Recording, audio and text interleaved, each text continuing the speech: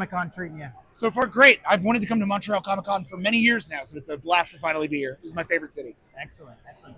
What do you see as the benefit of meeting your fans face to face, meeting people who might just get into you face to face at a convention? I mean, I think that's one of the benefits of working in comics at all. Is it's a very interpersonal medium. It's one of the few places where you get this unabashed direct communication between the reader and the creator.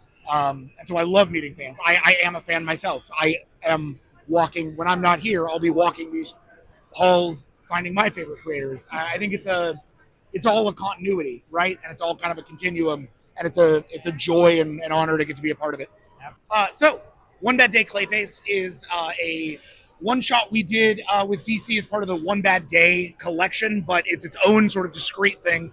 It's a distillation of about 15 years of working in Hollywood that my best friend Colin Kelly and I have been sort of subjecting ourselves to since we graduated college. It's the story of what it means to try to make a living in Hollywood, what it means to try to be a good person in an industry that wants you to be everything to everyone. And what better person to put that kind of story through than a man who can literally be everything to everyone. Clayface is maybe our most personal work. It's the one that, to me, when somebody wants to know, like, what is it you should read from us if you've never read anything else that we've ever done, normally I hand them Clayface. So yeah, a beautiful book. Art by Zermanico, who does Green Lantern over with Jeremy Adams now. Just really a joy to work on. And are you excited for the potential Clayface movie coming out? Extremely excited. I got to be honest, there's not that many Clayface stories, like long term. I got to imagine at least something from this is going to end up over here. Every time James Gunn posts about it, he posts art from our book. Nice. So like this was the announce art when they posted it. That was the page he posted when they did the green light. Like, I got to assume that this book is going to find its way somewhere into the movie narrative. So we'll see. I'm excited to find out. I hope to see you on the red carpet or the, maybe brown carpet. Me too. Me too. Free Press Comics is a micro publisher based out of Edmonton, Alberta, which is where I'm from. So I'm up here in Montreal for the weekend. And basically, right now, it's just my own work, my own books that I've been publishing. I've been writing and drawing them for the last 5 years. Great. So what are some of the titles you have at Free Press? Okay, so my first title is Trakovi, The Slav with No Remorse. It was actually published through Scout Comics, published down in Florida. But I just been carrying it, obviously, at the Free Press table. So it's a 5-issue run involving a Slovenian thug who's doing light contract work in Edmonton. And the story kicks off with a botched heist where he ends up blowing up a school bus full of kids. What happens is one of the parents, the mother, Wendy, goes on a murderous revenge path towards Trakovi and his followers. Along the way, we introduce our second antagonist, Ula, who has connection to both Wendy and Trakovi. And the whole thing takes a hard twist into a family drama and just culminates into basically a tragedy. So yeah, then my other title is The Sitter. It's a 38-page one-shot, also based in Edmonton. So it's a story about a 14-year-old boy named Finn. The day that his dad walks out on him and his mom, a 1,000-foot giant with his big red block of a head appears in the Edmonton River Valley, just sitting there. And what happens is the city of Edmonton, everyone around him, embraces this new feature, and they have a holiday around it, they picnic around it, but the whole time it's been like a reminder of the worst day of Finn's life. I get a lot of most of the reaction I got is, I read it, it's weird. That seems to be the biggest reaction, but people really like it. That's amazing. So. I have a million questions, but the one that pops out is two comics based in Edmonton that are in Edmonton. Yes. So why that choice? It was easy because now I can. It helps with the story. It helps with world building. So I use in Trakovi, I use actual businesses in Edmonton.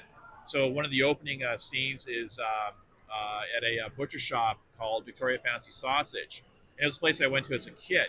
And a few other spots, bakery and whatnot, and I just like getting the town involved, right? So the owners of Victoria Fancy Sausage, they were really excited about this, and so they're actually selling copies of the book at their store. That's So awesome. I've actually I've broken this whole new threshold where I'm selling comics in a butcher shop. Yeah, I think you're the only one. I think I'm the only one. Everyone here, probably the world. Comic-Con's been great so far. Yeah. Montreal's a great little city, and it's been fun to be here. Yeah. What have people been asking you about mostly? Asking a lot about Rook and when it's coming back, which is in October. Talking a little bit about Three Jokers and that my DC work. But I'm glad it's always makes you feel good when people are responding to the work that you've done, both in the past and the present, and that they want more of it. And one of the things about this job is it's such a solitary job. You work in your basement alone. The only person who ever sees your work is like your editor, your writer, and your wife, right? And then you get to come here and hear from people who are actually supporters of your work, and it just gives you that little bit of a confidence boost to keep going. Excellent. Let's talk about Rook. This is your own creation?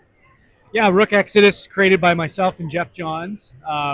It's an idea. The character kind of goes back to my time in college, and I slowly was developing kind of this character from about 2012 onward while I was working at DC. But I never really had a full story. I knew I kind of had this cool guy with a bird mask, and he was going to be a sci-fi hero kind of character. And then when Jeff and I were talking about doing creator-owned books, I showed him all these designs, and he was kind of like, "What is this?"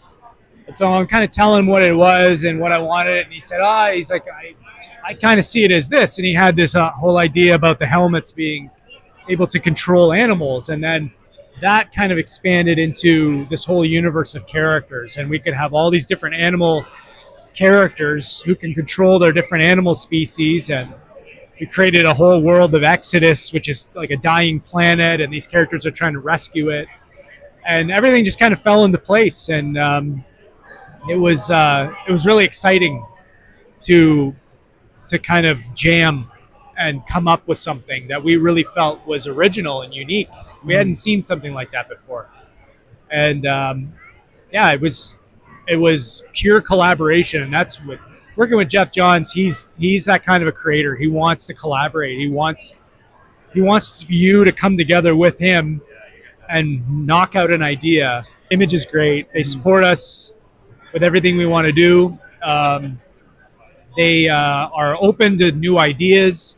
They're always throwing out, hey, what if we tried this edition of a book? Or what if you tried doing this or that? And sometimes those ideas work. Sometimes you don't. People never see them come to fruition just because it's not possible to do at the time or whatever. But they're awesome. And Todd McFarlane, we've talked to him quite a few times, and Robert Kirkman too, and just getting their wisdom on the things that they've done in building their success, and what we can do as Ghost Machine to kind of emulate that and build onto what we have. So yeah, it's awesome. Love working with Image. They're great.